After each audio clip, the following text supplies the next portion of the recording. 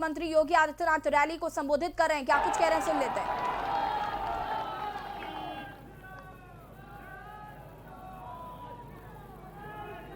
बंगाल की धरती सदैव से भारत के अंदर परिवर्तन की धरती रही है। देश को एक नई दिशा देने वाली धरती रही है। भारत के सांस्कृतिक राष्ट्रवाद की धरती रही है। इसी धरती ने रामकृष्ण परमहंस को देश को दिया, दुनिया को दिया। स्वामी विवेकानंद को इस धरती ने दिया। गुरुदेव रविंद्रनाथ टैगोर को इस धरती ने दिया। और देश के अंदर देश की आजादी को अपनी क्रांति के ज्वार से एक नई ऊंचाई तक पहुंचाने वाले देश स्वाधीनता आंदोलन के हीरो नेताजी सुभाष चंद्र बोस भी तो इसी धरती ने देश को दिया था।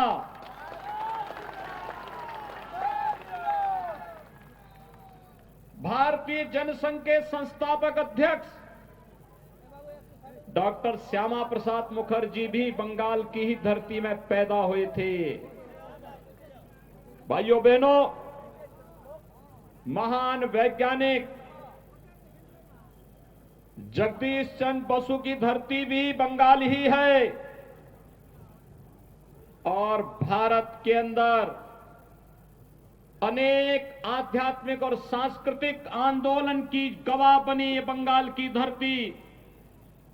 ये वही धरती है जिसने भारत को राष्ट्रगान जन गण मन भी दिया और जिस धरती ने वंदे मातरम का अमर गीत भी भारत को दे करके एक राष्ट्र गीत भी भारत की धरती को समर्पित किया।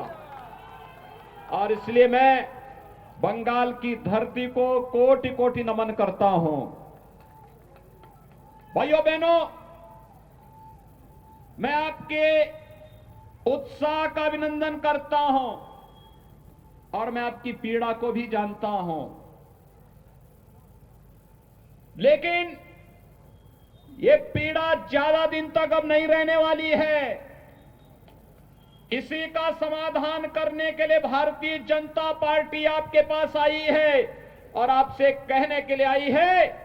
मैं जब मंच पर आया तो मुझे 3 शहीद परिवार, भारतीय जनता पार्टी के जो कार्यकर्ता जिन्हें टीएमसी के परिवारों ने जिनकी हत्या कर दी थी, निर्मम हत्या कर दी थी, वे 3 परिवार इस मंच पर मेरे साथ यहां पर आए थे। उन्होंने मुझसे अपना परिचय दिया। मुझे देख करके यहां की टीएमसी की सरकार की गुंडागिर्दी और उनके अमानवीय कृत्यों पर देख करके क्षोभ हो रहा था। और तब मुझे लग रहा था कि अब इनके बहुत लंबे समय तक इनकी गुंडागिर्दी और इनकी अराजकता अब नहीं चल पाएगी।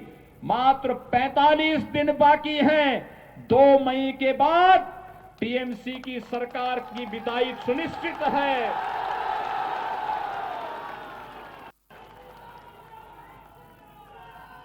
ये तीनों परिवार, मोनिका कुमार,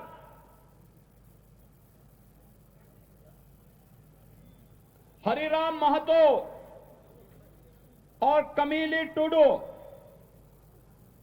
ये तीनों भारतीय जनता पार्टी के उन कार्यकर्ताओं के परिवार से हैं जो लोग शहीद हुए हैं।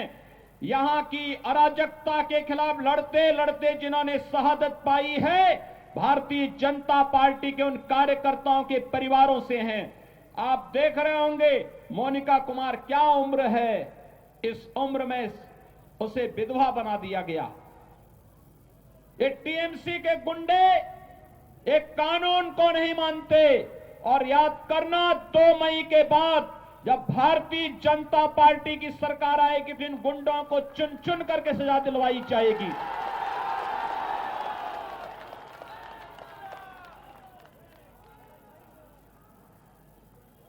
श्रीमती कमीली टुडू को देखो, इस उम्र में भी उसके साथ, और श्री हरिराम महतो जिनके परिवार के सदस्य की हत्या इसलिए कर दी थी क्योंकि वो चाहते थे कि यहां पर बंगाल के अंदर बंगाल के गरीबों को भी शासन की सुविधा का लाभ मिलना चाहिए और ये कार्य भारतीय जनता पार्टी कर सकती है, इसलिए टीएमसी के गुंडों ने उनकी निर्मम हत्या कर दी थी। भाइयों बहनों, यह अराजकता बहुत दिनों तक नहीं चलेगी और इसीलिए आज आप सबका आह्वान करने के लिए मैं आया हूं। याद करिए 2019 में भी मैं यहां आया था और पुरुलिया में तब मेरे कार्यक्रम को यहां की मुख्यमंत्री ने उस पर पाबंदी लगा दी थी, मेरा हेलीकॉप्टर नहीं उतरने दिया था और तब मैंने झारखंड में हेलीकॉप्टर उतार करके 35 किलोमीटर सड़क मार्ग से मैं यहां आया था और तब भी मैंने आपके उत्साह को देखा था और उस उत्साह के लिए आपका अभिनंदन करने के लिए आज मैं यहां पर आया हूं। जब बंगाल में चुनाव प्रचार का शुभारंभ करना था तो मैंने कहा पुरुलिया से ही करूंगा।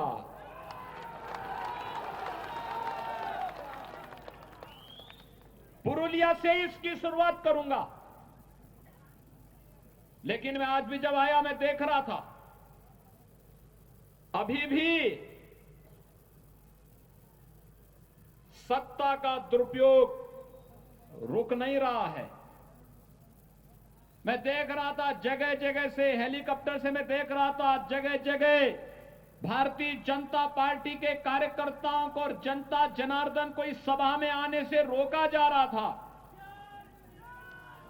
लेकिन जब मुझे कार्यकर्ताओं ने कहा कि यहां तो अभी सभा में भीड़ ही नहीं हो पाएगी, मैंने कहा चिंता मत करिए, मेरे पहुंचते ही भारतीय जनता पार्टी का बहादुर कार्यकर्ता सारे बंधनों को तोड़ करके सभा स्थल पर पहुंचेगा और आज एक बार फिर से आपने साबित कर दिया है हर प्रकार के अन्याय और अत्याचार के खिलाफ आप लोग लड़ते हुए अपनी मंजिल को प्राप्त करेंगे, इसमें कोई संदेह नहीं होना चाहिए।